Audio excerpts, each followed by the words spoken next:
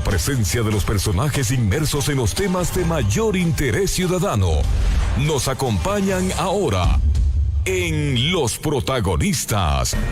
Los Protagonistas por Buenos Días, América. 7 de la mañana con 3 minutos, 7 con 3 de la mañana. Ustedes escuchan Buenos Días América por la 93.3 FM de su dial y también nos retransmite a esta hora de la mañana Radio ETSA 91.9 FM en la Amazonía ecuatoriana. Recuerde compartir la transmisión por Facebook. Estamos como América 93.3 FM en todas las redes sociales. A esta hora de la mañana le damos la bienvenida al economista Larry Yumi Banda. Él es vocero del Círculo de Economía de Guayaquil. Con él vamos a estar hablando acerca del subsidio a los combustibles que, según declaraciones del ministro de Finanzas, Pablo Arosemena, pues no, se destinan, en ciertas entrevistas ha mencionado que son 3.800 millones de dólares por el tema subsidio de los combustibles. En un video que está colgado en redes sociales ahora habla de 4.000 millones de dólares y dice Arosemena que el presupuesto que se destina el Ecuador para el subsidio es mayor que lo que se destina para salud, educación e incluso seguridad. Economista, estas cifras son reales para comenzar el diálogo. Buenos días, Carlos Murrieta le saluda. Bienvenida. Gracias, buenos días. Acuérdense que este es un año totalmente diferente con respecto a los años anteriores. Me refiero especialmente al año 2020 y al año 2021. Estamos atravesando por un momento de la geopolítica muy complejo con respecto a la invasión de Rusia a Ucrania. Ha disparado, en este caso, el precio del barril de petróleo, ha disparado el precio de los combustibles y eso ha hecho que, por ejemplo, suba el subsidio, porque hasta el año pasado, hasta el año 2021, el subsidio de los combustibles era de aproximadamente 1.000 millones de dólares. Una cifra totalmente manejable, pero que se ha disparado para el año 2022, que nosotros creemos que puede cerrar en el orden de más o menos 3.000 millones de dólares, ¿no? Es decir, que el año pasado el Ecuador destinó 1.000 millones de dólares apenas. ¿Por qué tanto el incremento? ¿Esto es por factores externos o tal vez tiene cuota de responsabilidad del gobierno? No, esto es un tema meramente externo, así como por ejemplo se destina más recursos para subsidios, ingresa también más recursos por exportación petrolera. Lo que sí le puedo decir es que los subsidios hoy en día está financiado por la exportación petrolera. Si el precio del barril de petróleo baja para el próximo año, en este caso 2023, a $60 más o menos, el subsidio más o menos sería de aproximadamente unos 300, 400 millones de dólares. Ahora, economista, el país hoy día amanece con una reducción del precio de la gasolina Super y también de la nueva gasolina EcoPlus 89. Hay varios analistas que mencionan que el precio de la Super, incluso de la EcoPlus 89, está por encima incluso de los precios internacionales y que debería reducirse muchísimo más. Esto de aquí, ¿esta lectura es correcta? Bueno, hay valores de gasolina, por ejemplo, en los Estados Unidos, que está más o menos con el mismo octanaje con respecto a la gasolina de Ecuador en $4 el galón. Entonces, en Panamá, bueno, se hizo un congelamiento, pero también tiene una gasolina más barata que el Ecuador. No se diga también en ciertos países de la región, cuando se hace la conversión, por ejemplo, con respecto al dólar, me refiero específicamente al caso de Perú, está más o menos en 4.20 el galón, la misma gasolina con el mismo octanaje. Entonces, el tema acá del país es que Petroecuador asume bajo ciertos parámetros, no está claro el tema de la fórmula de Petroecuador, pero pone en terminal una cifra determinada que a eso hay que agregarle un 30-40% del margen de lo que es la rentabilidad de las distribuidoras y eso es lo que le pasan directamente al consumidor final, ¿no? Ahora, economista, lo ocurrido en Colombia este fin de semana, ¿no? El anuncio de Gustavo Petro, quien ha anunciado la eliminación del subsidio al precio del combustible en ese país. ¿Cuál es la lectura que se le puede dar, tal vez las autoridades de gobierno, ¿no? Tomando en consideración lo decidido por Petro, ¿no? ¿Tienen la razón al momento de decir que mucha plata se está destinando para el subsidio, tomando en consideración que hay otros sectores que están siendo desatendidos o se está invirtiendo menos? El asunto es que todos los países tienen que tender a salir del subsidio a los combustibles. El asunto es cuándo, porque si usted trata de salir del subsidio de los combustibles en una economía tan delicada después de la pandemia, obviamente la población está empobrecida y de alguna otra forma se incrementaron los niveles de pobreza, y eso es muy complicado. Parece que los analistas económicos, los que están de alguna otra forma dirigiendo la política económica del país, no se han dado cuenta. Y eso es lo que nos pasó, por ejemplo, a nosotros, con el tema de en su momento, en octubre de 2019, tratar de salir de los subsidios de combustible, y mire el estallido social que se generó. Entonces, Colombia tiene una particularidad, tiene un fondo de estabilización petrolera, entonces, que le permite de alguna otra forma, cuando hay recursos excedentes por la comercialización de crudo, los guarda en el fondo justamente para este tema de incremento a los subsidios, a los combustibles, de ahí saca los recursos para financiar, para que la inflación en el país hermano del norte no se dispare. Porque si el día de mañana es continuo el tema de subir el precio de los combustibles, va a seguir de alguna otra forma pasándoselo el tema de inflación especialmente a los colombianos, y que de alguna otra forma va a generar un rechazo social, ¿no? Y eso hay que tener mucho cuidado. Yo siempre he dicho que hay que salir de los subsidios, pero cuando la economía esté creciendo, cuando la economía tenga una incorporación interesante a la clase media, y ese es el momento que hay que salir de manera paulatina, ¿no? Economista, y en estos momentos que están conversando funcionarios de gobierno con dirigentes de organizaciones sociales acerca de la posibilidad de crear algún sistema de focalización del subsidio de los combustibles, a su criterio, ¿cuál sería el más óptimo para aquellos? Conversábamos la semana anterior con el presidente de la Cámara Nacional de Derivados del Petróleo, Ivo Rosero, y él mencionaba que lo factible sería comprar un software, un hardware de facturación automática en donde consten los registros de las personas que realmente merecen el subsidio a la gasolina, al diésel, a otros derivados. Esta posibilidad de que exista este sistema es viable, porque lo otro también es lo que ya se implementó durante el gobierno de Moreno, la entrega de estas tarjetas con un cupo para que el verdadero beneficiario de un subsidio acceda al mismo. ¿Cuál es la solución? A ver, el país tiene que tener un gran registro social, y eso recién lo están trabajando. No tenemos un registro social eficiente, no lo tenemos, está incompleto también. Temo que el tema de lo que es el subsidio de los combustibles también genera distorsiones. Es un poco inaplicable hacerlo en el Ecuador. Hemos tratado de buscarle la manera para que esto realmente pueda de alguna otra forma llevárselo a la práctica, pero se carece de información por parte del gobierno. Como usted lo acaba de mencionar, tema de equipos tecnológicos, tecnología, pero va mucho más que eso, ¿no? Va el tema de tener un registro social bien consolidado, y otro de los temas que se pone a la discusión, ¿quién realmente debe tener el subsidio de los combustibles? Porque si comenzamos a ver, todo el sector industrial de alguna otra forma utiliza diésel. Entonces, si usted le quita el subsidio, en este caso de las industrias, van a subir los precios, en este caso de los productos que ellos realizan.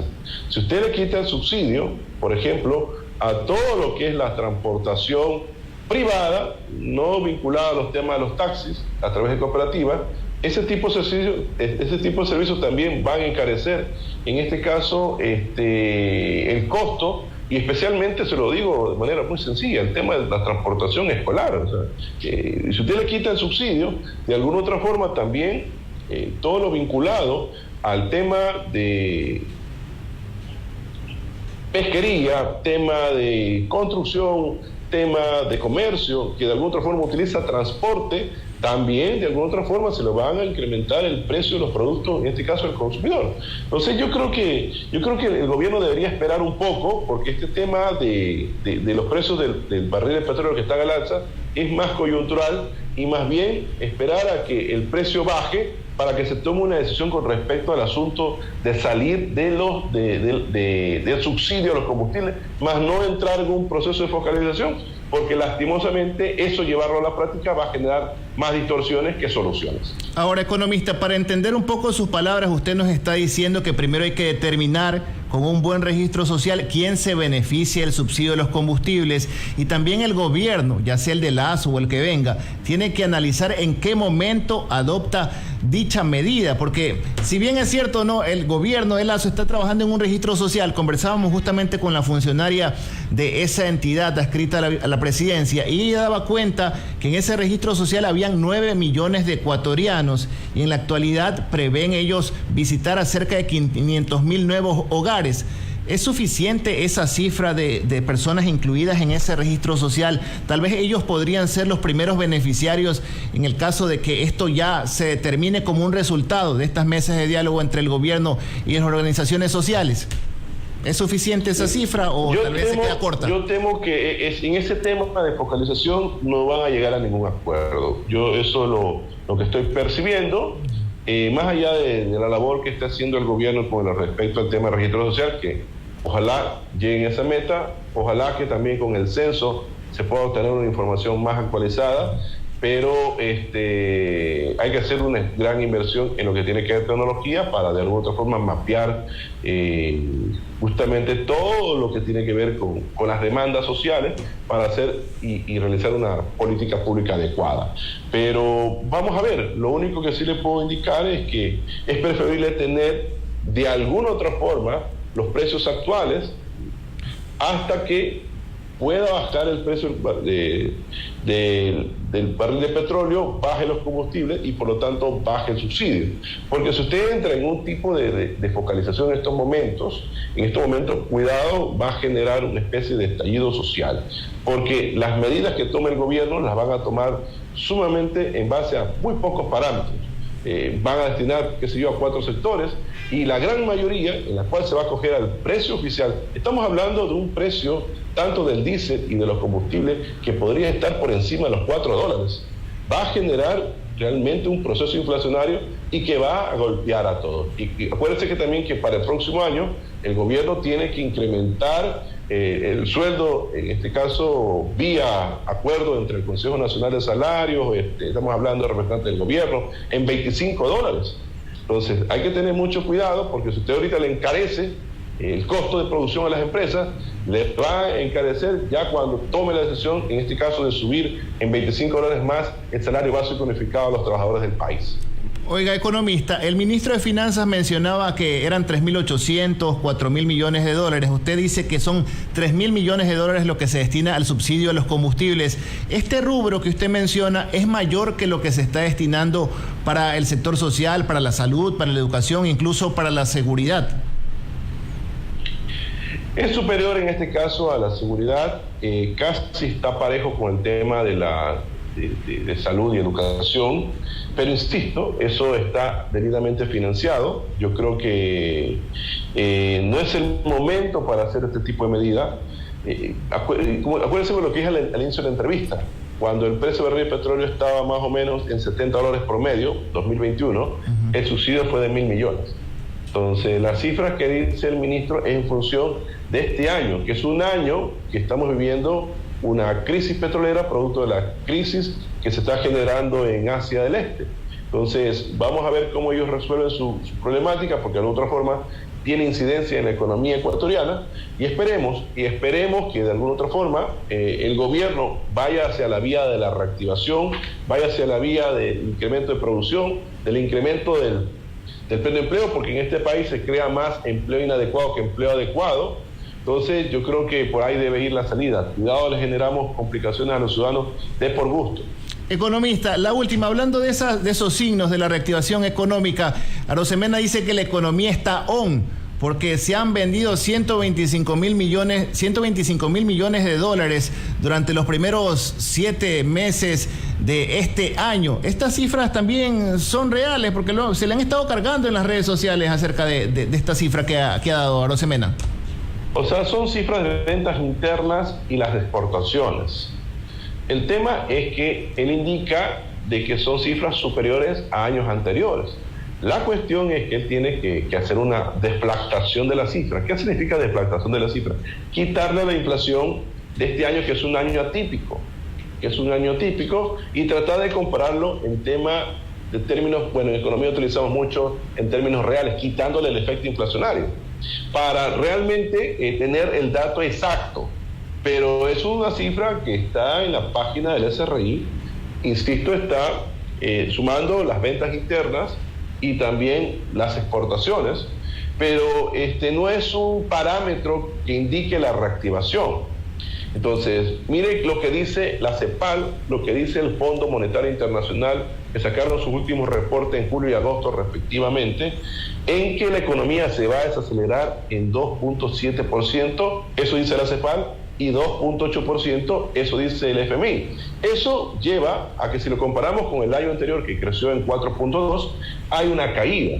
Y de hecho eso se está reflejando en el mercado laboral, eso se está reflejando en el consumo, eso se está reflejando en la inversión, y por lo tanto yo creo que el afán del ministro es tratar de alguna otra forma lavarle la gestión al presidente Guillermo Lasso, pero las cifras en cuanto a proyecciones de crecimiento económico, ya cuando se cierre el año, no son tan favorables como el ministro lo indica, ¿no? Y la última cifra también que él dio de 13.000 millones de dólares de inversión social, incluso que superaba la inversión ejecutada durante los 2 últimos gobiernos, ¿esa cifra también es confiable, es verdadera o está confundiendo los números? A ver, está sumando cuatro sectores.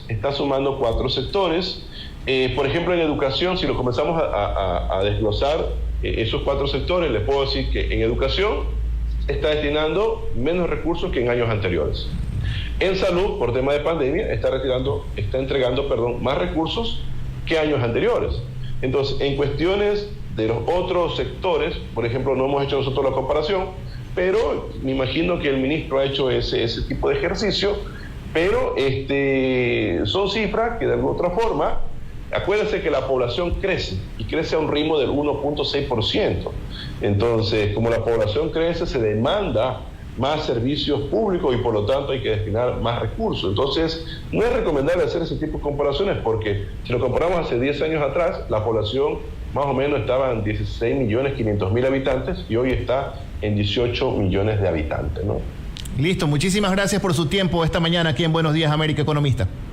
Gracias, Carlos. Un abrazo. Buenos días, Raúl. Gracias. 7:20. Aquí estaba el economista Larry Yumibanda, vocero del Círculo de Economía de Guayaquil, mencionando, ¿no?, que mientras no se determine quién se beneficia del subsidio de los combustibles, luego de que ocurra eso, allí, mire, el gobierno que vaya a tomar la decisión, pues no, tiene que buscar el momento adecuado con la intención de no encarecer la vida de los ecuatorianos, porque a lo mejor determinan a ciertos sectores como los beneficiarios y va a haber otros que van a reclamar, no, pero es que yo también merezco el subsidio, mire que gasto esto, gasto aquello, gasto lo otro.